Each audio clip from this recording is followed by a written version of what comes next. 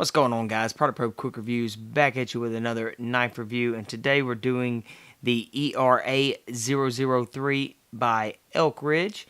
And as you can see already, is you've got a nice little leather lanyard right here. So if you were to flip this thing, well, if I don't just twist it up looking at the camera like this, flip it on your wrist and you've got it right there. So that's actually a pretty cool thing on this knife. Seems to slide out, yeah, rather nice, but I guess you don't want it to slide out too easy.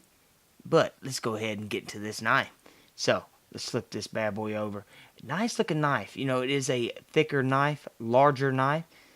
The belt clip on it looks like it could have been implemented a little better, maybe put a little higher, but wow, it seems to be super beefy. I cannot even get my finger down there to really pop it up.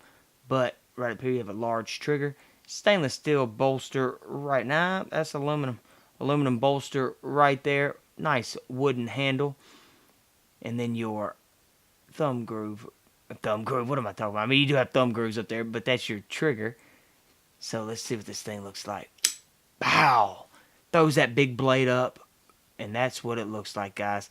This a nice looking knife. Got your thumb grooves right up there at the top. And they've even incorporated a little thumb ramp right there in the blade. So you have a drop point blade, large belly, and just your standard liner lock right there, which seems to close just fine. So let's try this single hand deployment, single hand close. But be careful, because look at that. It's going to close down on that lanyard.